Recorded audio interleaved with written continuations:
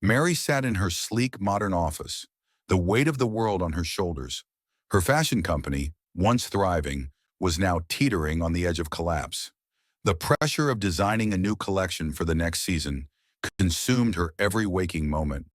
Her competitors were gaining ground fast, especially a rival company that had just hired a stunning new model, Lisa, to represent their brand. Sales were down, and expenses were mounting. Mary had even considered selling her company to cover the costs.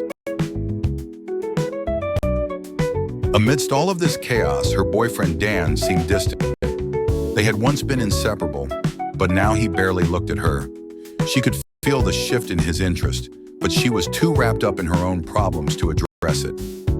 Work had taken over her life, leaving little room for their relationship.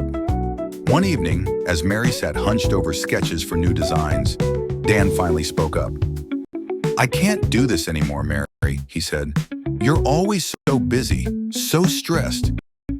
It's like I'm not even part of your life anymore." His words stung, but they weren't a surprise. He had been pulling away for months. Mary stared at him, shocked but too tired to fight. "Dan, I'm trying. I'm really trying to save my company. I don't know what else to do." Dan sighed and left the room, leaving Mary alone with her thoughts. She knew their relationship was hanging by a thread, but she couldn't let go of her dream. She needed to focus, and thankfully, her loyal staff stepped up. They believed in her vision and took on extra work, allowing her to channel all her energy into creating a stunning new collection. As Mary poured her heart into her designs, Dan grew more and more distant. It wasn't long before he started seeing Lisa, the beautiful model who had just become the face of Mary's competition. What he didn't know was that through the small, tight-knit fashion world, Lisa had learned that Dan was still technically Mary's boyfriend. One day, Lisa reached out to Mary. They met at a quiet cafe, where Mary at first was hesitant. What could this gorgeous model, now dating her almost ex, possibly want to talk about? Lisa surprised her.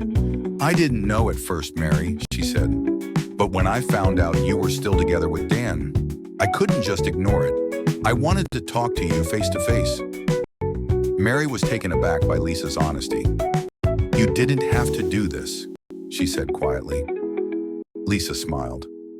"I respect you. I'm not here to cause drama. I'm not interested in being in the middle of something complicated." The two women talked for a while, and in the end, they both realized something important. Dan wasn't worth either of their time. They arranged for a graceful exit. Lisa would end things with Dan, and even asked her colleague, a successful model, to help with Mary representation at her shows.